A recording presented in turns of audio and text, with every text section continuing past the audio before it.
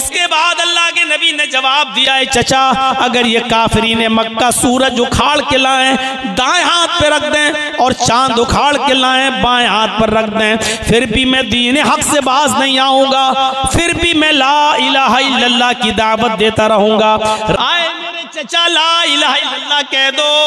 आए मेरे चचा आखिरी वक्त है, इस बीमारी में कोई आदमी बचता नहीं है। आए मेरे चचा ला इलाहा इल्लल्लाह कह दो। चचा ने इनकार किया। अल्लाह के नबी ने फरमाया, क़ुल या अम्मी ला इलाहा इल्लल्लाहु फी उज़ुनी। आए मेरे चचा अगर ये कलमा जोर से नहीं पढ़ सकते हो कि लोग सुन लेंगे और आपके मरने के बाद आपको ताने मारेंगे, अगर इसलिए नहीं पढ़ना चाहते हो तो कोई बात नहीं, मैं अपना कान आपकी तरफ बढ़ा रहा हूं। आए मेरे चचा मेरे कान में कह दो ला इलाहा इल्लल्लाह। अल्लाह के नबी जब पैदा हुए तो माँ नहीं, 6 साल के हुए उनकी माँ जब उनको उनके बाप की कब्र दिखला रही थी अपने शौहर की, तो शौहर की जुदाई में खुद उनकी रूह निकल गई और अटैक पड़ा और माँ आमिना का इंतकाल हो गया। 6 साल की उम्र में मोहम्मदुर रसूलुल्लाह ने अपने बाप ही की कब्र के पास अपनी माँ को भी देख लिया कि इंतकाल कर गई, माँ भी मुझे छोड़ के चली गई। दादा ने पाला अब्दुल मुत्तलिब ने, और 8 साल के हुए मोहम्मदुर रसूलुल्लाह तो दादा भी छोड़ के चले गए। अब 8 साल से लेकर 25 साल तक, जब तक कि मोहम्मदुर रसूलुल्लाह की शादी नहीं हो गई हजरत खदीजा से, तब तक मोहम्मदुर रसूलुल्लाह को अबू तालिब खिलाते रहे, पिलाते रहे, पालते रहे, पोसते रहे, बड़ा करते रहे, जवान करते गए, यहाँ तक कि खदीजा से निकाह हो गया। उसके बाद भी अपने पास रखे रहे, यहाँ तक कि आपकी उम्र 40 साल हो गई और नबी बन गए। और नबूवत के बाद जब खुल्लम खुल्ला दावत और तबलीग का हुक्म दिया गया तो आपने खुल्लम खुल्ला दावत और तबलीग का परचम लहराया। काफिरों ने मारा, सताया, तो अबू तालिब मोहम्मदुर रसूलुल्लाह को बचाते रहे। अल्लाह के नबी लोगों को एक अल्लाह की दावत देते रहे और जो परेशानियां आती थी अबू तालिब उस पर बचाते रहे। और एक दिन आया कि काफिरों ने यहाँ तक कह दिया कि अबू तालिब अब पानी हद से आगे चढ़ गया, आए अबू तालिब अब पानी बहुत ज्यादा सर चढ़ गया है, अब अबू भतीजे को मेरे हवाले करो, इसने हमारा जीना दो भर कर दिया है, इसने हमारा रहना दो भर कर दिया है, इसने हमारे माबूदों को बुरा भला कह कह कर हमारी जिंदगी तंग कर दी है। अब हम आपके भतीजे को नहीं छोड़ेंगे, इस भतीजे को हमारे हवाले करो। अबू तालिब ने कहा वाह, अपना भतीजा हम तुम्हें दे दें और तुम इसको सजा दो, मैंने बड़ी प्यार से मोहब्बत से पाला पोसा बड़ा किया। फरमाया अगर आपको बच्चे पालने का इतना शौक है तो मैं अपना बेटा तुम्हें दे देता हूँ। अबू तालिब तुम उस बच्चे को खिलाओ, मैं अपना बेटा दे देता हूँ, तुम उसको खिलाओ पिलाओ बड़ा करो, वो तुम्हारी खिदमत करेगा, तुम्हारे साथ रहेगा, लेकिन तुम्हारे भतीजे को मैं मारूंगा और तुम्हारे भतीजे को हमारा समाज हमारी सोसाइटी जो सजा देगी वो देगी। अबू तालिब ने कहा वाह कितना अच्छा फैसला कर रहे हो, तुम्हारे बच्चे को मैं खिलाऊं पिलाऊं पाल पोस कर बड़ा करके सांड बनाऊं, सांड कर दूं, और मेरे भतीजे को ले जाकर तुम उसकी तिक्का बोटी करो, तुम उसको कत्ल करो, तुम उसको मारो। कितना अच्छा फैसला कर रहे हो तुम, ये फैसला है तुम्हारा। तो आए अबू तालिब, तो अब समझ लो कि मामला कितना आगे बढ़ने वाला है। तुम्हारे भतीजे ने हमारा रहना दोबर कर दिया है, जिंदगी तंग कर दी है, समझा लो अपने भतीजे को, अगर नहीं माना तो जहां मिलेगा हम तुम्हारे भतीजे को कत्ल कर देंगे। जब ये सारे लोग चले गए तो अबू तालिब ने मोहम्मदुर रसूलुल्लाह को बुलाया और एक ही बात कही कि मेरे भतीजे मैं तुम्हें बेटे की तरह पाला हूँ, पोसा हूँ, पाल पोस कर तुम्हें बड़ा किया हूँ, अब इन काफिरों को इनके हाल पे छोड़ दो, ये अब पानी हद से ज्यादा चढ़ गया है, अब इनकी बर्दाश्त से बाहर हो गया है। अरे मेरे भतीजे ये तुम्हें कत्ल करना चाहते, तुम्हें मारना चाहते हैं, और मैं भी इतना कमजोर हो चुका हूँ कि अब मैं तुम्हारी कितनी मदद कर सकता हूँ ये तुम देख सकते हो। मेरे ना तवा कांधों पर, मेरे कमजोर कांधों पर इतना बोझ न डालो कि मैं उसे बर्दाश्त न कर सकूं। मेरे नातवा कांधों पर इतना बोझ न डालो कि मैं उसे सह न सकूं। मेरे नातवा कांधों पर इतना बोझ न डालो कि मैं उसे बर्दाश्त न कर सकूं। इसके बाद अल्लाह के नबी ने जवाब दिया है चचा, अगर ये काफिरीन मक्का सूरज उखाड़ के लाएं दाएं हाथ पे रख दें और चांद उखाड़ के लाएं बाएं हाथ पर रख दें, फिर भी मैं दीन हक से बाज नहीं आऊंगा, फिर भी मैं ला इलाहा इल्लल्लाह की दावत देता रहूंगा। रही आपकी बात तो आप अगर मदद न करना चाहे तो मत कीजिए, अगर आप अपना हाथ उठाना चाहते हैं तो उठा लीजिए, आपकी मर्जी है, लेकिन मैं तो दावत देता रहूंगा। ये कहकर आप जाने लगे तो भतीजे को आवाज देते हुए चचा ने भतीजे को आवाज दी। अपने भतीजे की आंखों में आंसू देखे, मोहम्मदुर रसूलुल्लाह की आंखों में आंसू देखे तो चचा ने उनको आवाज दी और बुलाया, यब्ना अखी, आए मेरे भाई के बेटे, यानी आए मेरे भतीजे, इधर आओ। रोने की जरूरत नहीं है। अगर तुम्हें अल्लाह ने तौहीद की दावत देकर भेजा है, अगर तुम्हें ला इलाहा इल्लल्लाह का मिशन पूरा करना है तो जाओ, मैं तुम्हें इजाजत देता हूँ, खुलकर तुम दावत और तबलीग का फरीजा अंजाम दो। आए मेरे भतीजे, मेरी जिंदगी में कोई तुम्हारी ऊपर आंच नहीं आ सकती, मेरी जिंदगी में कोई भी तुम्हें टच नहीं कर सकता। मैं कमजोर हो गया हूँ, कोई बात नहीं, लेकिन अभी जिंदा हूं, देखता हूं कि मेरी जिंदगी में तुम्हारा कौन क्या करता है। जाओ तुम दावत का काम करो, तुम ला इलाहा इल्लल्लाह की दावत दो। इतनी मदद की थी चचा ने, अबू तालिब ने, इतनी मदद। लेकिन जब अबू तालिब के मरने का वक्त आया, आखिरी वक्त है, बूढ़े हो चुके हैं, आखिरी सांसें ले रहे हैं, तो उस मौके पर अल्लाह के नबी सल्लल्लाहु अलैहि वसल्लम ने अपने चचा से कहा, क़ुल या अम्मी ला इलाहा इल्लल्लाह, आए मेरे चचा ला इलाहा इल्लल्लाह कह दो। आए मेरे चचा, आखिरी वक्त है, इस बीमारी में कोई आदमी बचता नहीं है, आए मेरे चचा ला इलाहा इल्लल्लाह कह दो। चचा ने इनकार किया। अल्लाह के नबी ने फरमाया, क़ुल या अम्मी ला इलाहा इल्लल्लाहु फी उज़ुनी, आए मेरे चचा, अगर ये कलमा जोर से नहीं पढ़ सकते हो कि लोग सुन लेंगे और आपके मरने के बाद आपको ताने मारेंगे, अगर इसलिए नहीं पढ़ना चाहते हो तो कोई बात नहीं, मैं अपना कान आपकी तरफ बढ़ा रहा हूं। आए मेरे चचा, मेरे कान में कह दो ला इलाहा इल्लल्लाह। देख रहे हैं, फी उज़ुनी, आए चचा मेरे कान में कह दो अशहदु अल्ला इलाहा इल्लल्लाह। सिर्फ धीरे से मेरे कान में कह दो। अगर धीरे से मेरे कान में कह दिया अशहदु अल्ला इलाहा इल्लल्लाह, कसम है उस जात की जिसके कब्जे में मेरी जान है, मैं अल्लाह के सामने गवाही दे दूंगा कि अल्लाह, मरने से पहले मेरे चचा ने कलमा पढ़ा है, ला इलाहा इल्लल्लाह का इकरार किया है, तू मेरे चचा को बख्श दे, मैं बख्शवा लूंगा अल्लाह से, बस मेरे कान में कह दीजिए। लेकिन अबू तालिब ने क्या कहा, आए मेरे भतीजे, मैं आहिस्ता से और कान में भी ला इलाहा इल्लल्लाह नहीं पढ़ सकता। मैं नहीं चाहता कि मेरे मरने के बाद लोग मुझे ये कहें कि देखो अबू तालिब ने आखिरी वक्त में अपने बाप दादा का दीन छोड़ दिया है। आए मेरे भतीजे, मैं उसी दीन पर मरना चाहता हूं जो दीन पर मेरा बाप मरा है, अब्दुल मुत्तलिब, मैं उसी दीन पर मरना चाहता हूं और कलमा नहीं पढ़ा। अबू तालिब का इंतकाल हो गया, अबू तालिब मर गए, लेकिन कलमा उनको नसीब नहीं हुआ। और जानते हो फिर क्या हुआ? जब कलमा नहीं पड़ा तो कहां गए?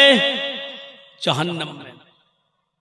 हमदर्दी और मोहब्बत के नाते नबी अकरम ने अल्लाह को पुकार कर कहा कि अल्लाह मेरे चचा को बख्श दे, अल्लाह मेरे चचा ने मेरी बहुत खिदमत की है, अल्लाह मेरे चचा ने मेरा कदम कदम पर साथ दिया, लेकिन अर्श वाले ने वही भेजकर नबी अकरम को मुतनब्बह कर दिया, केयरफुल कर दिया। आए मोहम्मद, आइंदा अपने चचा के बारे में दुआए मग़फ़िरत मत करना, तुम्हारा चचा अबू तालिब हालत कुफ्र में मरा है और काफिरों को मैं जन्नत नहीं देता हूं। तुम्हारा चचा हमेशा हमेशा के लिए जहन्नम में रहेगा अबू तालिब, उसको जन्नत की खुशबू भी नहीं मिलेगी। हाँ, तुम्हारी मदद किया, तुम्हारी हेल्प किया, तुम्हें दुश्मनों से बचाता रहा, इसके बदले में हम इतना जरूर कर देंगे कि तुम्हारे चचा को सबसे हल्का अजाब देंगे। जहन्नम में जहन्नमियों को जो अजाब देंगे उनमें सबसे हल्का अजाब हम तुम्हारे चचा को देंगे। लाइटली अजाब तुम्हारे चचा को देंगे, लेकिन तुम्हारे चचा को हम जन्नत नहीं देंगे, जहन्नम से नहीं निकालेंगे, जहन्नम में पड़ा रहेगा।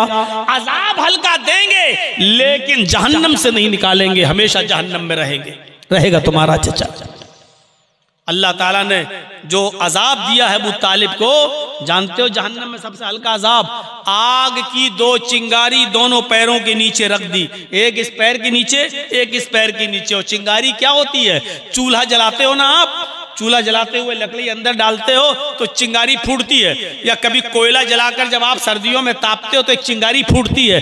ये चिंगारी एक इस पैर के नीचे एक इस पैर के नीचे, और इन दोनों चिंगारियों की वजह से हालत ये होगी यगली मिनहुमा दिमागुहु, उनका दिमाग हांडी की तरह खौल रहा होगा। यगली मिनहुमा दिमागुहु, दिमाग हांडी की तरह खौल रहा है। जैसे हांडी के ऊपर आप गर्म पानी रख दो उबलने के लिए, तो गर्म पानी जब जोश मारता है, बॉयल होता है, उबलता है, बबूले छोड़ता है, ऐसी आग के 2 चिंगारियों की वजह से दिमाग खौल रहा होगा, उबल रहा होगा, पक रहा होगा। ये अजाब है जहन्नम के अंदर सबसे हल्का। तो मुझे बताने का मकसद यह है कि असवद ने कलमा पढ़ा, एक भी नमाज नहीं पढ़ी, जन्नती। उस बच्चे ने कलमा पढ़ा, एक भी न नमाज पढ़ी न रोजा, लेकिन जन्नती। और अबू तालिब ने पूरी जिंदगी नबी की खिदमत की, नबी को बचाया, नबी की हौसला अफजाई की और नबी का साथ दिया, लेकिन मरने से पहले कलमा नहीं पढ़ा तो अबू तालिब जहन्नमी। मेरे भाइयों, और हमेशा हमेशा के लिए जहन्नमी, उस जहन्नम से कभी नहीं निकाला जाएगा। ये है कलमा। अफजलुहा क़ौलु ला इलाहा इल्लल्लाह, अफजल कलमा, अफजल दर्जा ईमान का ला इलाहा इल्लल्लाह का कहना है, ला इलाहा इल्लल्लाह पढ़ना। और दूसरी चीज व अदनाहा इमाततुल अज़ानित तरीक, दूसरी चीज रास्ते से तकलीफ दे चीज को हटा देना। वो अदनाहा इमाततुल अज़ानित तरीक, रास्ते से तकलीफ दे चीज को दूर कर देना। बहुत बड़ी बात है ये भी ईमान का हिस्सा है। आज रास्ते में कितनी तकलीफ दे चीजें पड़ी रहती हैं, आप हटाते हैं। एक पत्थर पड़ा है, आपने गाड़ी पत्थर देखा दूर से, मोड़ ली, आगे निकल गए, 4 व्हीलर टर्न किया, आगे निकल गए। अरे जब नजर पड़ ही गई थी एक बड़ा पत्थर पड़ा है, तो आप साइड करके अपनी गाड़ी को रोकते, उस बड़े पत्थर को वहां से हटा देते, क्या बिगड़ जाता आपका? केले का छिलका पड़ गया, आपकी नजर पड़ी हुई है, आप रोकिए और उस केले के छिलके को वहां से हटा दीजिए। आप तो दाएं बाएं से गुजर गए, लेकिन अगर कोई अंधा और नाबीना आदमी अगर उस केले के छिलके पर अगर पैर रख दिया और फिसल गया और हाथ पैर टूट गए, तो इस बेचारे का क्या होगा? कम से कम उसकी हमदर्दी में आप केले के छिलके को फेंक देते। कांटा पड़ा हुआ है, आपकी नजर पड़ गई, अरे कोई छोटे बच्चे के पैर में चुभ सकता है, किसी बूढ़े आदमी के पैर में चुभ सकता है, कोई बूढ़ा आदमी केले के छिलके पर पैर रखकर फिसल सकता है, उसकी हड्डी टूट सकती है, और बुढ़ापे में हड्डी टूट जाए तो जल्दी जुड़ती भी नहीं है। ये तमाम चीजें अगर जहन में होती तो आप केले के छिलके को, पत्थर को, कांटे को, तकलीफ दे चीज को आप हटा सकते थे, लेकिन आपने तो देखा और गाड़ी को हल्का सा टर्न किया और आगे ले गए। केले का छिलका पड़ा रहा, पत्थर पड़ा रहा, कांटा पड़ा रहा। मेरे भाइयों, रास्ते से तकलीफ दे चीज को हटा देना भी ईमान का एक शोबा है, ईमान की एक ब्रांच है, ईमान का एक दर्जा रखता है अपने अंदर। आपको ऐसा करना पड़ेगा। और एक मसला याद रखिएगा, रास्ते से तकलीफ दे चीज को हटाना अगर सवाब है, रास्ते से तकलीफ दे चीज को हटाना अगर सवाब है, तो रास्ते में जानबूझकर तकलीफ दे चीजों को डालना गुनाह भी है। केला खाया, छिलका लिया, वो फेंक दिया है? कोई फल खाया, खाने के बाद उसका कांटा वो फेंक दिया, इसी तरीके से रास्ता जो लोगों के गुजरने का है, चलने फिरने का है, गए और आप नाक ली, झाड़ दिया, वहां बलगम आया, थूक दिया वहां। जो लोगों के आने जाने का रास्ता है, जो लोगों की गुजरगाह है, वहां ना लैट्रीन की जा सकती है, वहां ना नाक झाड़ी जा सकती है, वहां ना बलगम थूका जा सकता है, वहां ना कांटा फेंका जा सकता है, वहां ना केले का छिलका डाला जा सकता है, वहां ना पत्थर फेंका जा सकता है। अपने घर में झाड़ू लगाकर कूड़ा इकट्ठा करके घर के बाहर आम गुजरगाह पर नहीं डाला जा सकता है। ये लोगों को तकलीफ देने के जिम्न में आता है, लोगों को तकलीफ देने के जुमरे में आता है।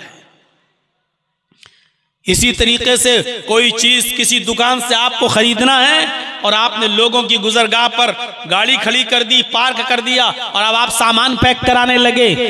दाल दे दो, चावल दे दो, धनिया दे दो, मिर्चा दे दो, हल्दी दे दो, नमक दे दो, मसाला दे दो, और उसमें आपको आधा घंटा लग रहा है और आधे घंटे तक आपकी गाड़ी गलत जगह पर पार्क रही, लोगों को आने जाने में दिक्कत हो रही है और तकलीफ हो रही है। मेरे भाइयों, ये भी तकलीफ देने के जिम्न में शामिल है। हमारे बेटे की या बेटी की शादी हो रही है, घर के बाहर हमने टेंट लगा दिया है, बारातियों को वहां ठहरा दिया है, लोगों का गुजरने का रास्ता है वो। अब लोग जब देख रहे हैं कि यहाँ टेंट लगा हुआ है, रास्ता गुजरने का है, अब 1 किलोमीटर दूर से और 2 किलोमीटर दूर चक्कर काट के बेचारे वो कहीं जा रहे हैं। रास्ता रोकना और रास्ते में टेंट लगा देना, रास्ते में कुर्सियां डालकर बैठ जाना और आने जाने वालों को तकलीफ देना, ये भी तकलीफ देने के जिम्न में शामिल है। हम नहीं दे सकते ये तकलीफ। इसी तरीके से अभी रमजान का महीना आने वाला है। आज जो 11 फरवरी, अब तो 12 फरवरी हो गई है। मेरे भाइयों, गालिबन 2 मार्च से रोजा शुरू हो जाएगा। 20 दिन 18 दिन बस बाकी रह गए हैं रमजान का महीना शुरू होने में।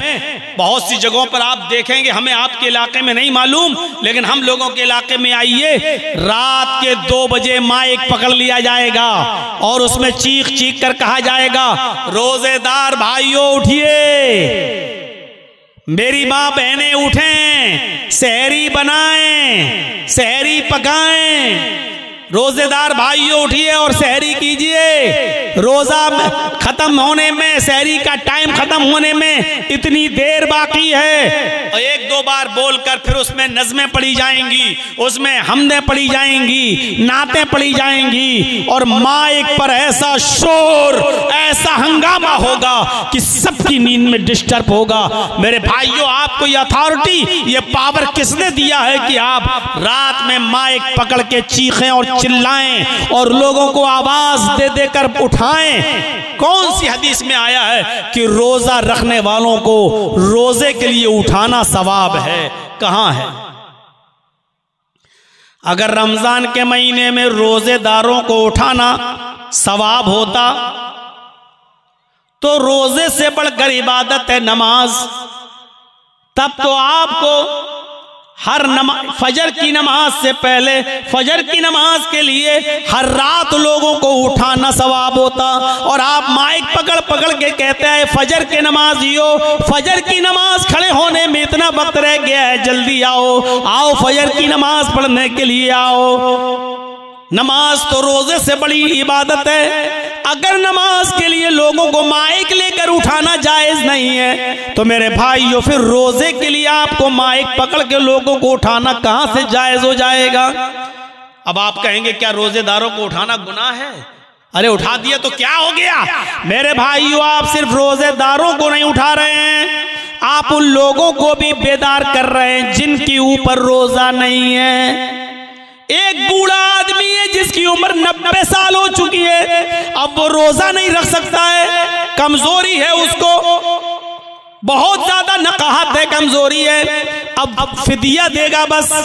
अगर वो नहीं दे सकता तो उसकी औलाद देगी, एक मिस्कीन को खाना खिलाएगी रोजे के बदले में, फिदिया उसके ऊपर। लेकिन अब उसके ऊपर रोजा नहीं है, अब वो बेचारा रोजा रखने के लायक नहीं है। अब आप जब उठा रहे हैं, माइक में शोर कर रहे हैं, हंगामा कर रहे हैं, तो वो बेचारा उस बूढ़े आदमी की नींद भी खुल रही है। एक आदमी ने मुझे बताया, मौलाना रोजे के दिनों में हमारे इलाके के एक आदमी ने मुझे बताया कि मौलाना इतनी जोर जोर से शोर होता है कि हमारे बाप जिनकी उम्र 85 साल है उठ जाते हैं, बेदार हो जाते हैं, जबकि मेरे बाप का इलाज चल रहा है, वो माइंडली डिस्टर्ब भी हैं, अब उनका दिमागी तवाज़ुन ठीक नहीं है, माइग्रेन की बीमारी है, उनको नींद की गोली देना पड़ती है, उनको डिप्रान 10 mg की चल रही है, जब वो डिप्रान 10 mg की देते हैं तब उनको नींद आती है, जब वो सो जाते हैं, लेकिन अगर माइक की आवाज सुन लें तो उनकी नींद में डिस्टर्ब हो जाता है, फिर उनको कोई भी टेबलेट दे दो फिर नींद नहीं आती, और जब वो माइक की आवाज से उठ जाते हैं तो फिर बेचैन रहते हैं और पूरे घर वालों को फिर परेशान करते हैं। मेरे भाइयों मुझे बताओ, इस आदमी की इस परेशानी का जिम्मेदार कौन है? आप उस आदमी की भी नींद में डिस्टर्ब कर रहे हैं जिसको नींद की सख्त जरूरत है। एक हामिला औरत जिसके पेट में हमल है, बच्चा है, शरीयत उसको इजाजत देती है अभी रोजा न रखे, अगर रोजा रखेगी तो कमजोर हो जाएगी, खाएगी पिएगी नहीं तो पेट का बच्चा भी मर सकता है, शरीयत इजाजत देती है कि अभी वो रोजा छोड़ दे। अब आप जब माइक पर चीखते हो चिल्लाते हैं तो उस औरत की भी नींद खुल जाती है जिसके ऊपर रोजे की रुख्सत है, जिसके ऊपर रोजा भी नहीं है। एक मुर्जिया औरत जो दूध पिलाती है अपने बच्चे को, शरीयत कहती है जब तक वो अपने बच्चे को दूध पिला रही है रोजा छोड़ दे, क्योंकि माँ जब खाएगी तो दूध बनेगा, जब दूध बनेगा तो बच्चे को पिलाएगी, और जब खाएगी ही नहीं तो दूध नहीं बनेगा, और जब दूध नहीं बनेगा तो बच्चा पिएगा क्या? इसलिए दूध पिलाने वाली औरत जब तक बच्चा दूध पी रहा रोजा छोड़ सकती है और बाद में उसकी कज़ा करेगी। तो मेरे भाइयों अब गौर कीजिए, इस औरत के ऊपर जब रोजा नहीं है तो आप इसको क्यों उठा रहे हैं? आप इसकी नींद में भी डिस्टर्ब कर रहे हैं, इसकी भी नींद खुल रही है। तो इमाततुल अज़ानी तरीक, रास्ते से तकलीफ दे चीज को दूर कर देना, यह भी ईमान का एक हिस्सा है। दो चीजें हो गई, तीसरी चीज पर हल्का सा इशारा करूंगा मैं, जरा गौर कीजिए तीसरी चीज क्या है। और इस तीसरी चीज का ताल्लुक हमारी माँ बहनों से भी है, हमारी माँ बहनें आई होंगी, जरा वो भी गौर करें। ये तीसरी चीज का ताल्लुक मर्दों से ज्यादा औरतों से है। वल हयाउ शुअबतुम मिनल ईमान, और हया ईमान का एक शोबा है। तीन चीजें बताई थी, ला इलाहा इल्लल्लाह हो गया, इस पर इमाततुल अज़ा यानी रास्ते से तकलीफ दे चीज को हटा देना, इस पर भी मैंने थोड़ी गुफ्तगू कर दी। अब तीसरी चीज वल हयाउ शुअबतुम मिनल ईमान, हया शर्म भी ईमान का एक शोबा है। अल्लाह के नबी सल्लल्लाहु अलैहि वसल्लम ने फरमाया, बुखारी शरीफ की रिवायत है, इज़ा लम तस्तही फफ़अल मा शिता, जब तेरे अंदर से शर्म निकाल ली गई, जब तेरे अंदर शर्म नहीं रही तो जो तेरे दिल में आए वो कर, फफ़अल मा शिता, तो जो तेरा दिल चाहे वो कर। यानी जब किसी इंसान के अंदर से शर्म निकल जाए, हया निकल जाए, तो फिर जो दिल में आए वो करेगा, उसको कोई परवाह नहीं होगी कि मैं क्या कर रहा हूं। कल तक हमारी खूबसूरत लड़कियों और औरतों के गालों के खूबसूरत गालों को कभी आसमान की नजरों ने भी नहीं देखा था। आज हालत ये हो गई है कि इंस्टाग्राम पर और टिकटॉक पर आप डांस करती हुई नजर आ रही हैं। मुझे नहीं मालूम कि आपके बिहार का, कटिहार का और पूर्णिया, हरिया और झारखंड, आपका गुड्डा, साहिबगंज, इन तमाम इलाकों का मामला क्या है, मुझे नहीं मालूम।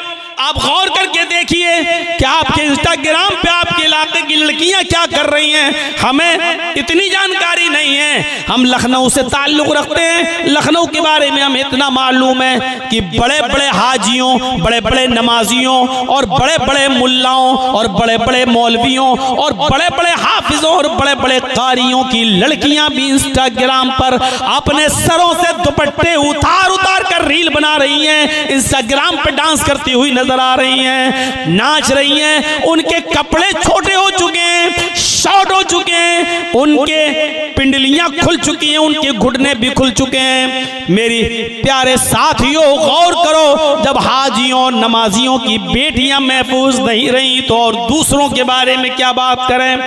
इज़ा लम तस्तही फफ़अल मा शीता, जब तेरे अंदर से शर्म हया ही निकाल ली गई तो जो तेरे दिल में आए वो कर।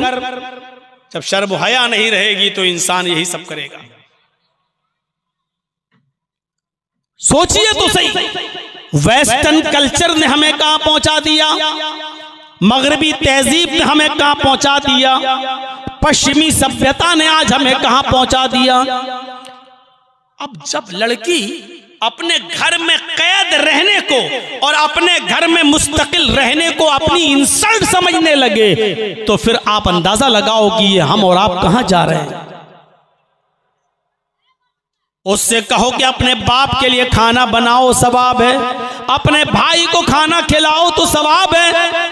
अपने भाई के कपड़े धुल दो, बहन अगर धुल देगी तो क्या बिगड़ जाएगा। अफसोस ही है अगर बहन अपने भाई के लिए घर में खाना बना दे तो आज की अक्ल परस्ती कहती है कि औरत की जिल्लत है। अगर घर में अपने बाप के लिए खाना बनाकर उसको सर्व कर दे तो आज की दुनिया कहती है कि ये देखो कि औरत को घर के चार दीवारी में कैद करके रख दिया। और वही हमारी बहन, वही हमारी बेटी किसी क्लब में जाकर शराब की बोतल और बियर की बोतलें कस्टमरों के सामने और नाच और गाना देखने आने वाले लोगों के सामने सर्व कर दे तो ये तरक्की। सोचिए तो, दिमाग लगाइए। हमारी बहन अगर हमारे लिए हमारे घर में कपड़ा धुल दे तो ये दकियानोसी। और होटलों में जाकर काम करे और मुसाफिरों के लिए कपड़ा धुले, चादर धुले और उसको बेड बिस्तर पे बिछाए तो ये तरक्की याफ्ता। हमारी बहन और हमारी बेटी अगर खाना लाकर हमें सर्व कर दे तो दकियानोसी। लेकिन प्लेन के अंदर, फ्लाइट के अंदर जाई और प्लेन के अंदर वही स्कर्ट पहनकर अगर हमारी वही बहन और हमारी बेटी पैसेंजर्स के सामने खाना सर्व कर दे, उनके सामने ब्रेकफास्ट सर्व कर दे तो तरक्की याफ्ता। इस अकल ने हमें कहां का छोड़ा है। अपने भाई, अपने बाप के लिए, अपनी मां के लिए, अपनी बहन के लिए खाना सर्व करना तो दकियानोसी हो गया और बाहर वालों के लिए खिलाना पिलाना तरक्की याफ्ता होने, लड़की की तरक्की याफ्ता होने की निशानी हो गई। फरमाया इज़ा लम तस्तही फफ़अल मा शीता, जब तुम्हारे अंदर शर्म हया नहीं रहेगी तो जो तेरा दिल चाहेगा वो करेगा। हमारी बहनों और बेटियों से जब शर्म हया निकाल ली गई तो यही सोच आ गई। वरना मेरे भाइयों गौर करो, शरीयत तो यहां तक कहती है और ये सबको मालूम है कि औरत मस्जिद में नमाज पढ़ने जा सकती है, इजाजत है, औरत मस्जिद में नमाज पढ़ने जा सकती है। बल्कि अल्लाह के नबी ने यहां तक फरमाया ला तमनउ अमा अल्लाहि युसल्लीना फिल मस्जिद, अगर तुम्हारी औरतें मस्जिदों में नमाज पढ़ने जाएं तो उनको हरगिज मत रोको, उनको जाने दो। अगर औरतें मस्जिद में नमाज पढ़ने की इजाजत मांगे तो दे दो। हदीस अपनी जगह पर है, औरतें मस्जिद में जा सकती हैं। मसला सुन लीजिए, औरतें मस्जिद में जा सकती हैं। दूसरी बात ध्यान में रखिए, अगर कोई औरत आपसे, आपकी बीवी, आपकी बहन बेटी अगर मस्जिद में नमाज पढ़ने की इजाजत मांगे तो आप उसको रोको मत, मस्जिद में नमाज पढ़ने की इजाजत दे दो, अपनी जगह पर सही।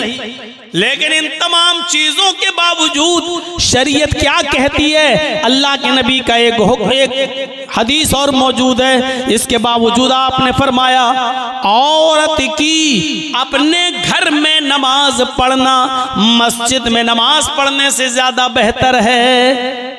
औरत मस्जिद में नमाज पढ़ने जा सकती है, औरत मस्जिद में नमाज पढ़ने जाए तो उसको बिल्कुल मत रोको, उसको रोकने का अधिकार मर्दों को नहीं है। लेकिन इसके बावजूद औरत से ये कहा जा रहा है, आए औरत, तू अगर अपने घर घर में नमाज पढ़ती है तो ये तेरे लिए ज्यादा बेहतर है, क्योंकि तू मस्जिद में आने वाले मर्दों से दूर रहेगी। तू मर्दों से जितना दूर रहेगी उतना तेरे लिए बेहतर है। औरत की अपने घर में नमाज मस्जिद की नमाज से बेहतर है। उसके बाद फरमाया औरत का अपने बरामदे में नमाज पढ़ना, औरत का अपनी गैलरी में अपने बरामदे में नमाज पढ़ना घर के सहन में नमाज पढ़ने से अफजल है। घर के सहन में तो कोई ना कोई आता रहता है, इसलिए बरामदे में नमाज पढ़ेगी तो और ज्यादा अफजल है। और इस टुकड़े पर गौर कीजिएगा, इस टुकड़े पर गौर कीजिएगा। औरत का अपने कमरे में, अपनी कोठरी में जिसमें वो अपने शौहर के साथ रहती है और रात में वो कमरा बंद कर लिया जाता है, यानी जिस कमरे में वो अपने हस्बैंड के साथ रहती है उस कोठरी में, उस कमरे में नमाज पढ़ना घर के बरामदे में नमाज पढ़ने से अफजल है। यानी वो औरत जो अपने कमरे में घर के अंदर कोठरी में अंदर नमाज पढ़ेगी वो और ज्यादा अफजल है, क्योंकि वो मर्दों से उतना ही ज्यादा दूर रहेगी। घर में भी तो लोग आते जाते रहते हैं, कभी चचा का लड़का, कभी खाला का लड़का, कभी फूफा का लड़का, कभी मौसा, ये सब आते जाते रहते हैं। और पर्दा तो इनसे भी है ना। एक लड़की को अपने खाला के लड़के से भी पर्दा है, अपने चचा के लड़के से भी पर्दा है, अपने मामू के लड़के से भी पर्दा है, तो पर्दा तो इनसे भी है। और ये लोग तो घरों में आते जाते रहते हैं जैसे कोई मामूली बात हो। तो औरत का अपने कमरे में, अपने कोठे में, अपने बेडरूम वाले कमरे में नमाज पढ़ना बाहर आंगन में और बरामदे में नमाज पढ़ने से अफजल है। ये बताया है, ये औरत की शर्म हया होती है। अल्लाह के रसूल सल्लल्लाहु अलैहि वसल्लम ने औरत को इतना ज्यादा मर्दों से दूर रहने का हुक्म दिया। करते हैं? इससे अंदाजा लगाइए शर्म हया का। औरत की शर्म हया का क्या माना हुआ, इससे आप अंदाजा लगाइए। हाँ, इसके बावजूद अगर कोई औरतें मस्जिद में आना चाहें पर्दे के साथ तो आ सकती हैं, कोई बात नहीं। लेकिन एक और नुक्ता देखिए, अगर तुम मस्जिद में जा भी रही हो तो जाओ, नमाज पढ़ने के लिए इजाजत है, लेकिन उस वक्त भी तुम्हारे लिए एक हुक्म है। अल्लाह के नबी के जमाने में औरतें मस्जिद में आया करती थी। हर औरत चाहती थी कि मैं मोहम्मद रसूलुल्लाह के पीछे नमाज पढ़ूं। नबी के पीछे नमाज पढ़ने का मकाम और मर्तबा ही कुछ अलग है। तो हर औरत चाहती थी कि मैं नबी के पीछे नमाज पढ़ूं, और वो जाया भी करती थी और नबी के पीछे नमाज भी पढ़ती थी। उस मौके पर अल्लाह के नबी सल्लल्लाहु अलैहि वसल्लम ने पहली सफ की फजीलत बताई। मर्दों को खुतबा देते हुए पहले सफ की फजीलत बताई। आपने फरमाया लोगों, नमाज की पाबंदी करो, कोशिश करो पहले सफ में नमाज पढ़ने की। तो मैं नहीं मालूम पहले सफ में नमाज पढ़ने का सवाब कितना है। आपने फरमाया अगर लोगों को यह पता चल जाए कि अगली सफ में, सबसे अगली सफ में नमाज पढ़ने का सवाब कितना ज्यादा है, तो लोग लड़ने लगेंगे अगली सफ में आने के लिए, झगड़ा करने लगेंगे आगे वाली सफ में नमाज पढ़ने के लिए। यहां तक कि कुरानदाजी की नौबत आ जाएगी, यहां तक कि कुरानदाजी की नौबत आ जाएगी। पर्चियां उठाने लगेंगी और नाम पढ़ा जाने लगेगा। नाम है, किसका नाम आया उसको आगे कर दिया जाए, किसका नाम आया उसको आगे कर दिया जाए। लिहाजा कुरानदाजी की नौबत आ जाएगी। इतना ज्यादा सवाब है अगली सफ में नमाज पढ़ने का कि अगर लोगों को बता दिया जाए कि इसका सवाब कितना है तो लोग लड़ने और झगड़ने लगेंगे अगली सफ के लिए। अब अंदाजा लगाइए कितना सवाब है। खैरु सुफूफिर रिजाली अव्वलुहा व शर्रुहा आखिरुहा। मर्दों के लिए सबसे बेहतर है कि वो अगली सफ में नमाज पढ़ें। सवाब के एतबार से मर्दों की अगली सफ सबसे बेहतर है, और सबसे बुरी सफ है सबसे पीछे वाली। सबसे लास्ट में आया, सबसे पीछे उसको जगह मिली, सबसे पीछे नमाज पढ़ रहा है। अल्लाह अकबर। मर्द की सबसे पिछली सफ सबसे बुरी सफ है सवाब के एतबार से, सवाब की कमी और बेशी के एतबार से सबसे बेकार सफ कौन सी है? सबसे पिछली सफ। अगली सफ का सवाब देख लिया, लेकिन औरतों के बारे में क्या फरमाया? आए मस्तूरात सुनो, अगर रात के 1:15 मौजूद हो और नीमा के इस जलसे में बैठकर सुन रही हो तो सुनो, अल्लाह के नबी जनाब मोहम्मद रसूलुल्लाह ने फरमाया, खैरु सुफूफिन निसाई आखिरुहा व शर्रुहा वलुहा, औरतों की पिछली सफ सबसे पीछे वाली सफ सबसे अफजल सफ है, सबसे बेहतर सफ है सवाब के एतबार से, और सबसे बुरी सफ है आगे वाली सफ। जर्जी साहब नमाज पढ़ा रहे हैं, अल्लाह अकबर। मेरे पीछे मर्दों की 5 सफ़ें लगी हुई हैं, 5 सफ़ें मर्दों की, उसके बाद पर्दा पड़ा हुआ है और पर्दे के पीछे औरतों की 5 सफ़ें लगी हुई हैं, 5 मर्दों की हैं, 5 औरतों की है, बीच में पर्दा पड़ा हुआ है। तो जर्जीस साहब के पीछे जो मर्दों की अगली सफ है वो सवाब के एतबार से सबसे बेहतर है, और जो सबसे 5वीं सफ जो सबसे पिछली सफ है वो सबसे बेकार सफ है सवाब के एतबार से मर्दों की। लेकिन उसके बाद पर्दा पड़ा है और पर्दे के बाद 5 सफ़ें औरतों की लगी हुई है। उन 5 सफों में सबसे पीछे वाली जो सफ है औरतों की वो सबसे अफजल सफ है। सबसे ज्यादा सवाब औरत को तब मिलेगा जब वो सबसे पीछे वाली सफ में नमाज पढ़ेगी, और सवाब सबसे कम उस वक्त मिलेगा जब वो आगे वाली सफ में, यानी औरतों की आगे वाली सफ भी सबसे बुरी सफ है सवाब के एतबार से, पीछे वाली सफ सबसे अफजल है क्योंकि वो मर्दों से उतना ही दूर रहेगी। मेरी माओ, मेरी बहनों सुनो, जब मस्जिद के अंदर भी पर्दे के बावजूद तुम्हारी सबसे पीछे वाली सफ को सबसे अच्छी सफ इसलिए कहा गया है क्योंकि तुम मर्दों से दूर रहो। जब मस्जिद में मर्दों से दूर रहने का हुक्म है तुम्हारे लिए, तो शादियों में, ब्याहों में, रस्म रवाज में, कॉलेजों में, स्कूलों में और नेता नगरी में, बाजारों में और मार्केटों में और शादियों में तुम्हारा मर्दों के साथ एक साथ जमा होना जायज कहां से हो जाएगा, और तुम्हें इसकी परमिशन कहां से मिल जाएगी जब मस्जिद के अंदर भी पर्दे के बावजूद, पर्दा होने के बावजूद तुम्हारी पिछली सफ सबसे अफजल है, आगे वाली सफ सबसे बुरी है। तो फिर तुम्हें आम जगहों पर मर्दों के साथ खल्त मल्त होने की इजाजत किसने दे दी है? जलसों में मर्दों के साथ मेले और ठेले लगाने की इजाजत किसने दे दी है? एक ही दुकान पर मर्दों के साथ और औरतों के साथ खरीदो फरोख्त की इजाजत कहां से मिल जाती है? और तुम्हें मेरे भाइयों, अच्छी बात है आपका जलसा और दूसरी जलसों से अलग होता है। यहाँ पूरी कोशिश की जाती है कि औरतों का पंडाल अलग रहे, औरतों की दुकानें अलग रहें और लेडीज को किसी भी तरीके से मर्दों तक ना आने दिया जाए। ये बेहतर चीज है, अच्छी चीज है मेरे भाइयों। कोशिश हर जगह के लिए ऐसी होनी चाहिए, लेकिन आम जगहों पर मैं देखता हूं और दूसरी जगहों पर जहां खल्त मल्त है, लड़के और लड़कियां एक ही साथ दुकानों पर खरीदो फरोख्त करते रहते हैं। मेरे प्यारे साथियों, जर्जी साहब नमाज पढ़ा रहे हैं, मेरे पीछे 5-5 सफ़ें मर्दों की लगी हैं। एक रुकू के बजाय 2 रुकू कर लिया, 2 सजदों के बजाय 1 सजदा या 3 सजदे कर लिए, भूल गया। तो अल्लाह के नबी फरमाते हैं कि अगर मर्दों को मालूम हो तो मर्द सुभान अल्लाह कहकर याद दिला दें। पीछे जो लोग मौजूद हैं उनको चाहिए कि सुभान अल्लाह, अल्लाहू अकबर कहकर याद दिला दें। लेकिन मर्दों को भी मालूम नहीं, पर्दा पड़ा है, औरतों को मालूम है कि इमाम साहब भूल गए, जर्जीस साहब भूल गए।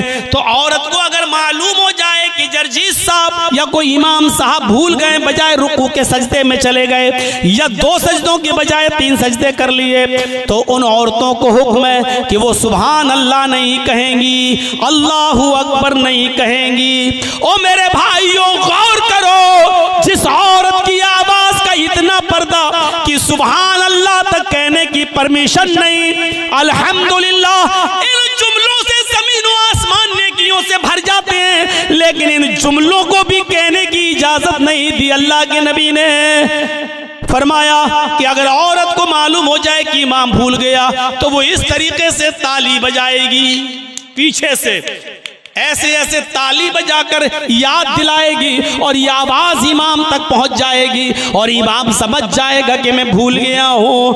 उन औरतों को सुभान अल्लाह, अल्लाहू अकबर जब कहने तक की परमिशन नहीं है, तो इंस्टाग्राम पे गाने गाने की और डांस करने की परमिशन किसने दे दी है?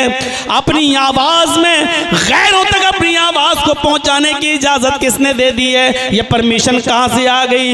इज़ालम तस्तही फफ़अल मा शित, जब तेरे अंदर शर्म हया नहीं रहेगी तो जो तेरा दिल चाहेगा वो करेगा। आज वही हो रहा है, आज वही चीज है सामने। और आखिरी चीज पर तवज्जो दीजिए, अल्लाह के नबी फरमाते हैं जब औरत से निकाह के मौके पर सवाल होता है, हमारे यहाँ तो ये होता, आपके यहाँ क्या होता है मैं नहीं मालूम, जिस दिन बारात आ जाती है तो दूल्हा के निकाह से पहले लड़की के पास लोग जाते हैं, एक वकील होता, 2 गवाह होते हैं। लड़की वालों की तरफ से वकील होता है और लड़के वालों की तरफ से गवाह होता है, या लड़की वालों की तरफ से वकील और हालांकि शरीयत में वकील गवाह कुछ नहीं है, शरीयत में है ही नहीं। लेकिन यहाँ होता क्या है, एक लड़की वालों की तरफ से एक वकील और लड़के वालों की तरफ से 2 गवाह लड़की के पास जाते हैं और वहाँ उससे कहते हैं कि फला फला के साथ तुम्हारा निकाह किया जा रहा है, क्या इतने इतने रुपए मेहर के बस क्या तुमने उस लड़के को निकाह में कबूल किया? अब वो लड़की खामोश है, शर्म की वजह से नहीं बोल रही है। फिर उससे कहा जाता है निकाह कबूल किया। 2-3 बार जब लड़की खामोश रहती है तो उसकी सहेलियां आपस में कहती हैं कह दो हाँ किया, कह दो किया, कह दो किया। और जब तक वो बेचारी बोल नहीं देती कि हाँ मैंने निकाह कबूल किया, तो पूछा जाता, वकील पूछता गवाहों से तुमने सुना? गवाह कहते कि नहीं सुना। तो दोबारा बोलेगी लड़की, हाँ मैंने निकाह कबूल किया। जब वो जोर से बोल देगी तब गवाह कहेंगे हाँ मैंने सुन लिया, तब लड़के का निकाह होगा। और ये गवाह कहेंगे हाँ मैंने सुना है, लड़की ने कबूल किया। क्या जहालत और बर्बरियत है! ये वकील भी जाहिल, गवाह भी जाहिल। अरे तुम्हें किसने कहा था कि तुम उसके पास जाओ? अरे जब लड़की को शादी वाले दिन लड़के की तरफ से आए हुए कपड़े जब लड़की ने खुशी खुशी पहन लिए, समझ लो कि वो राजी है, समझ लो कि ये उसकी इजाजत है। और फिर भी तुम पूछते हो तो एक बार पूछो, फला लड़के के साथ तुम्हारा निकाह किया जा रहा है, क्या तुम्हें कबूल है? वो नहीं बोल रही है, खामोश है। अब दोबारा मत कहो उससे, क्योंकि अल्लाह के नबी ने कह दिया इज़्नुहा सिमातुहा, उसकी खामोशी ही उसकी इजाजत है। मत कहलवाओ उससे बार बार, जब वो खामोश हो गई वही उसकी इजाजत है। जब खामोशी इजाजत है तो तू जबरदस्ती क्यों कहलवा रहा है? अकल के अंधे क्यों कहलवा रहा है? कबूल किया, जोर से बोलो, किया, सुना नहीं, बोलो अभी इन्होंने नहीं सुना, जबरदस्ती तुम कहलवा रहे हो। अरे लड़कियों की शर्म हया का अल्लाह के रसूल ने इतना ख्याल रखा कि वो मारे शर्म के नहीं बोल पाएंगी, क्योंकि उनमें शर्म होती है, हया होती है, और ये उनकी शर्म हया का तकाजा है कि वो नहीं कह पाएंगी, इसलिए उनकी खामोशी को ही उनकी इजाजत समझ लो। ये शर्म हया है औरत की, जो इतना भी ना कह पाए हाँ मैंने कबूल किया। अल्लाह के रसूल कह रहे हैं कि खामोशी को इजाजत मान लो। इस रात के 3:15 3:30 होने वाले हैं, इस वक्त भी खामोश रहने वालियों की चोंचें चल रही होंगी। अल्लाह अल्लाह कैसे हो, कहाँ हो, किधर हो, कहाँ मिलोगे, गुटरगू जैसे 2 कबूतर चोंचे लड़ाते हैं, ऐसे इस रात के 3:30 बजने वाले हैं इस वक्त। ये उन लड़कियों का हाल है जिनके बारे में शरीयत ने कहा कि उनकी शर्म इतनी होती है कि बेचारी शर्म की वजह से नहीं बोल पाती हैं, तो उनसे जबरदस्ती मत कहलवाओ, उनकी खामोशी ही उनकी इजाजत है। उसी खामोशी पर मान लो कि उन्होंने निकाह कबूल कर लिया है। जिनको जबरदस्ती कहलवाने का हुक्म नहीं दिया, आज उनकी चोंचें चल रही होंगी रात के 3:15 और 3:30 बजे भी। तो मेरे प्यारे साथियों, बस 1.5 घंटे की इतनी तकरीर पर इक्तिफा करते हुए आपसे रुखसत होता हूं। ये 3 चीजें याद रखिएगा, ला इलाहा इल्लल्लाह, और रास्ते से तकलीफ दे चीज को हटा देना, और शर्म हया। अल्लाह रब्बुल आलमीन हमारे अंदर मुकम्मल ईमान पैदा फरमा दे, ईमान की जितने शोबे और ब्रांचेस हैं सब हमारे अंदर पैदा फरमा दे। अल्लाह जब तक तू हमें जिंदा रख, तौहीद पर जिंदा रखना, और जब हमारा खात्मा हो तो ईमान पर हमारा खात्मा फरमाना। जितने लोग थे, मैं आया था, सबसे चाहे वो कम ही हो, लेकिन सबसे बड़ी खुसूसियत ये देखी आज मैंने कि जितने लोग बैठे थे, हम जब आए थे उतने बैठे रहे उनमें से हमने एक भी कम होते हुए नहीं देखा। यही जलसे की कामयाबी की सबसे बड़ी दलील है। अल्लाह रब्बुल आलमीन आपको कल भी आने की तौफीक अता फरमाए और किताब और सुन्नत पर मबनी बातें सुनकर उस पर अमल करने की तौफीक अता फरमाए। वमा अलैना इल्लल बलागुल मुबीन व आखिरु दावाना अल्हम्दुलिल्लाहि रब्बिल आलमीन। अस्सलामु अलैकुम व रहमतुल्लाहि व बरकातुहू। अस्सलामुअलैकुम दोस्तों, उम्मीद करता हूँ कि आप सभी हजरात को मौलाना जर्जिस साहब का बयान अच्छा लगा होगा। अगर अच्छा लगा है तो हमारे चैनल कर देना सब्सक्राइब, वीडियो कर देना लाइक। मिलते हैं नेक्स्ट वीडियो में। खुदा हाफिज।